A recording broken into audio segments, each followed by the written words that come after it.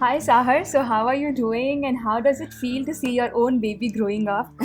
Thanks so much, first of all, for being here, visiting us in Bangalore, all the way Thank from you. Jaipur. Honestly, it's so fun. I think building a business with ethics or sustainability in mind or impact in mind is something that I encourage everyone to do. And I think there's no better time to do it right now. And I Yes. honestly am super, super lucky. I have the most phenomenal team committed to grow this vision of creating sustainability and making sustainability the norm and not the exception. How you were into sustainability since your childhood, since long. How did this thing came up to your mind? Ki, okay, let's do this. So what was that first instinct that made you ki, okay, let's step up and do something of our own? Yeah, definitely. Honestly, I think I've grown up in nature, spent a lot of time around nature, and I think I always really wanted to do something with the impact space. I worked in the solar energy space, Oh. in rural electrification projects, lots of overnight bus rides, and that was all really amazing. But I think there were several small kind of nano moments or micro moments that helped build this vision in your mind of what you want to do, right? But if I had to really pinpoint that one thing, it would be really working with waste pickers and waste warriors Oh. all around Bangalore city, noticing the conditions in which they were segregating waste, how they were collecting. And actually, I got to work with them while I was at the solar energy company. So I got Okay. assigned to work with them, and of course, just seeing a lot of contemporary new young Indian brands that I was really admiring. But all of their plastic footprint just landing up, creating these mini, mini mountains. I said, we have to do things differently, and that's when Bare Necessities was born. Very much more like individual steps first. It was more about me trying to live a more sustainable lifestyle, and then the idea for a company came in much later. Too good, yeah. Bare Necessities is now like a. I think you all provide the products, the services, the workshops, the books. We So try. mostly, yeah, mostly everything around zero waste or leading to almost like having a no waste kind of a lifestyle. Yeah, That is so glad to know. Also, like how long it has been. it's been 6 years now. Oh, so initially it was only you. How did you worked on your team to build that team up? And Yeah. Honestly, so first it was just me making things in my mom's kitchen, packing it, then going to the post box, to the post office. oh, very Sometimes, hectic. yeah, it was really, really hectic. I just remember sometimes just crying there, missing the 5 o'clock pickup point, and going back home with all of my boxes as well. And then I got one woman in my manufacturing team. Her name was Asyapa, and then slowly, you know, that's how we kind of coupled it. Then I got an operations manager. Slowly, we got more women to join the manufacturing team, and now we're a team of 18, 19 people. So it's been very slow and incremental. But I think finding like-minded people who are passionate, excited about sustainability, or just with this commitment of making a world in a better place than they found it, has been honestly the most thrilling, fun part of building that. Let's just understand more from the groundwork. How does you all come up with a new idea of a product? What exactly goes into? Because we saw your office just now, Yeah. and when I saw all of that, I was like, oh, all of this happen in house. Because when you are from the customer point of view, when you are seeing everything online, everything just look so great. Ki, okay, matlab I don't customers actually have no visibility as to how much hard work goes into Oh it. yeah. Before reaching to a customer, the product is being touched by so many people's hard work. Yeah, definitely. And customer is sometimes not able to realize that. Yeah. So how do you like what exactly goes into thinking of a product, whether should we launch it, not launch it? Do you all do some research, or is it okay, we like it, so go ahead with it? Yeah. It's definitely not simple. It's definitely lots of many steps, Yes. lots of R&D. Like our latest launch that we just launched, it's more than 2 years of R&D actually. The powder The soap. powders, yeah. Because you want it to be something that is foaming, you want it to be colorful, you want it to be good fragrance.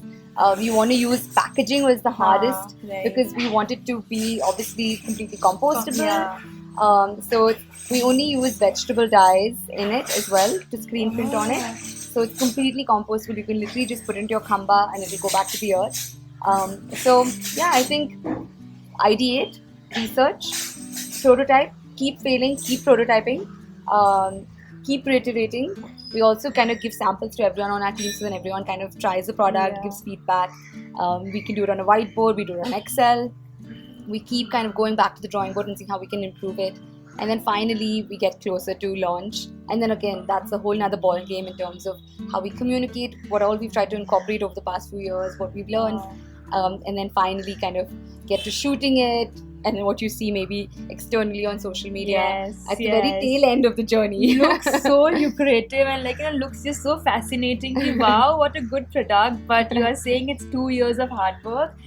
Customers, it doesn't, people are not able to understand कि okay, so much goes behind actually launching a product.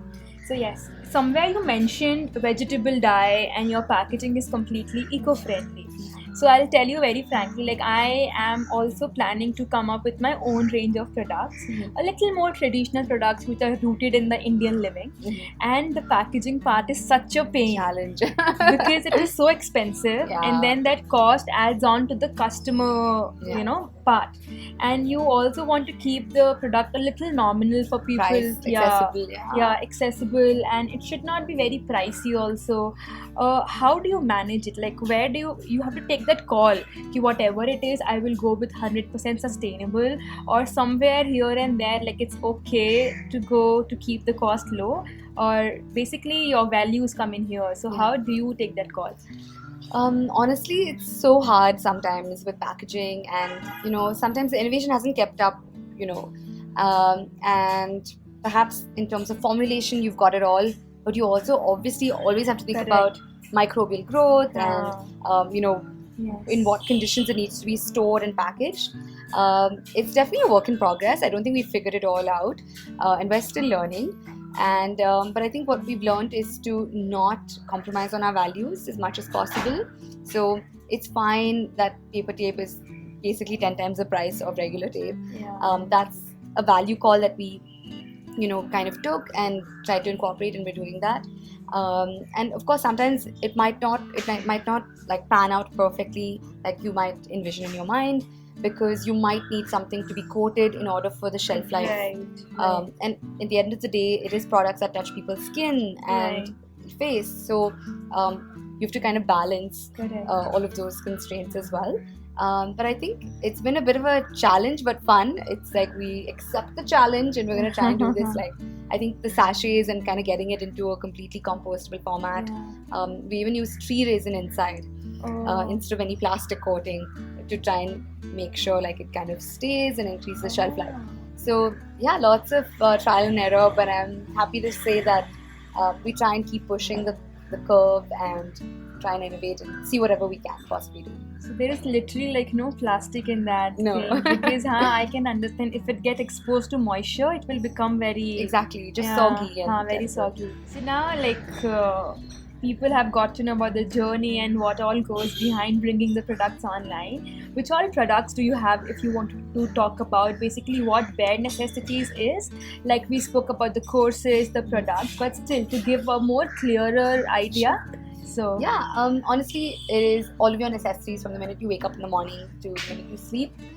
So how you brush your teeth, what tooth powder you might use, what shampoo bar, conditioner bar you might use for your hair, the handcrafted soaps, maybe using coffee scrubs from this really biodiverse ecosystem in Chikmagalur, Kerala, where we get our coffee grounds from.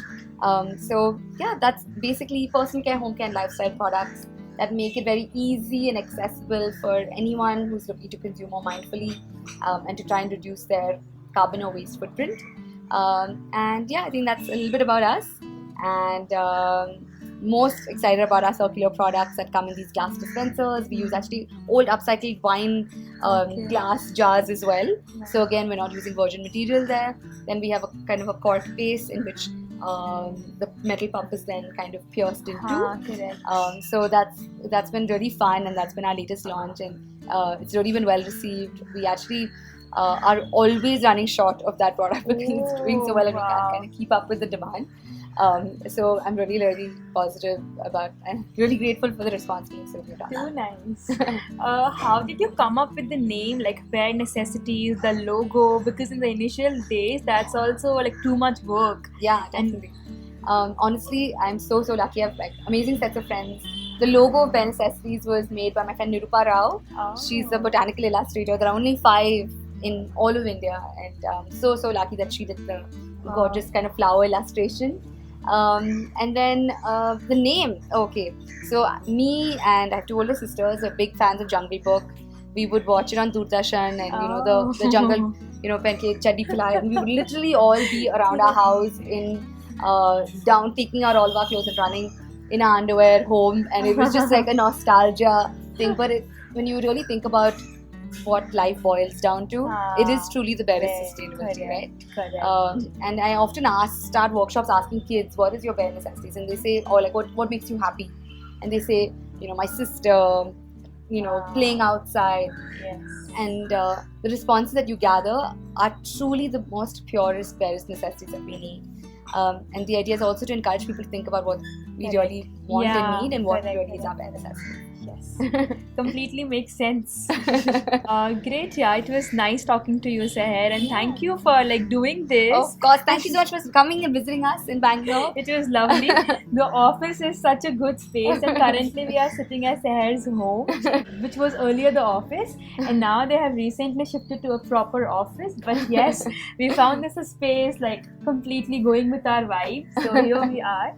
Thank you so much for watching. Do like, share, and subscribe, and I will see you in the next video. Bye. Bye. Nice. ठीक है. 1 second. You know that zeal about your own thing. अभी चले जाओ इसके ऊपर से. कैमरे को मत हिलाना. हाँ ठीक है.